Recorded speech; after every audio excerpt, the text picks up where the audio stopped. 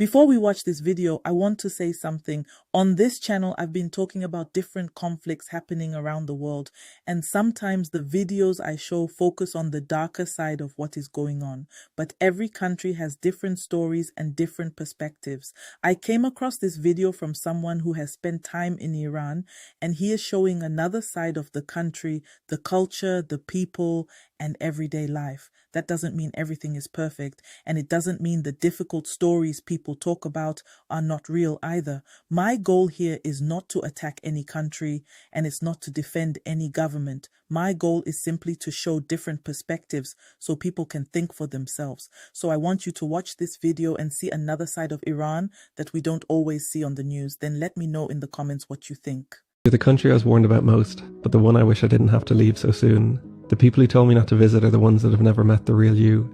On the news we just see the scary men, not the ones that dance in the park and turn twirling into a competitive sport, or the fathers that love their sons more than a thumbs up in the family group chat. We just see women in hijab. We don't see the fighters, the cyclists, or the generation of mothers teaching their daughters to demand more. Ireland put you on the do not travel list. Maybe so we don't see that a country under 50 years of sanctions has an incredible metro, and all we have for a GDP per capita leading economy is a mini train that stops at red lights. You've shown me that what we see on the news is a low-light reel of government decisions. It's not a reflection on the beauty of the land and people. You're a country of people that stop to give you tea, refill your bottles with ice water on the move, and empty their trees to fill your bags with fruit. Where the entrance to every house lets you know how many smiling faces to expect inside, and where you don't have to put the kettle on because it's always ready to go. I learned to trust your people. When someone says to follow them, you do, because sometimes you end up getting a tour of their workshop, and other times you end up sleeping in their hookah bar. When they heard I was going to Afghanistan, they gave me free boxing lessons so I'd be ready to fight off the Taliban. Stopping for a moment to record the camels results in a meet and greet with the town's children, or the 10th selfie you've been in that day. Some nights I spent in the city, others were camping halfway up the tallest mountain in the Middle East, eating proper baked beans for the first time in months and waking up to shepherds at 5 AM. But I didn't have to cross the mountains alone. Sometimes with trucks, sometimes tractors, and sometimes even mopeds, we crossed the country together. Your weather was everything from hailstorms to heat strokes, but I wore trousers through it all to respect your rules about covering up. Your roads are a bowling alley with the bumpers down, and I just hoped I didn't become the pins. But you blessed every traffic jam I had to squeeze through, and your trucks were busy doubling it and giving it to the next person. Your signs speak in SpongeBob meme text, experiment with serifed speed signs, and optimistically suggest there'll be a tree next to the picnic bench in the middle of the desert. My Garmin didn't understand your language, and neither did I, but some translated conversation showed me how creative and resilient your people are. Foreign brands are cut off, so you make your own Coke, Fanta, KFC, and Heinz ketchup, and there's nothing copyright laws are going to do to stop it.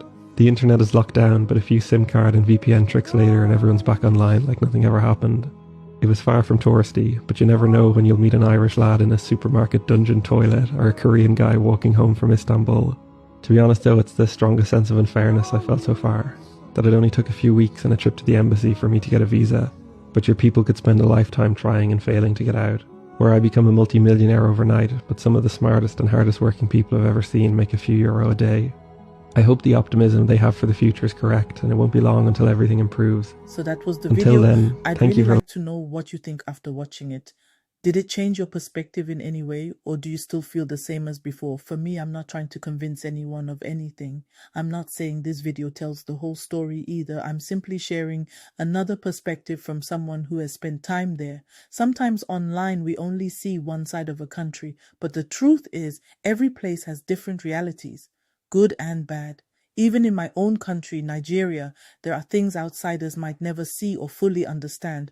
Tourists may see one side, while people who live there experience something completely different.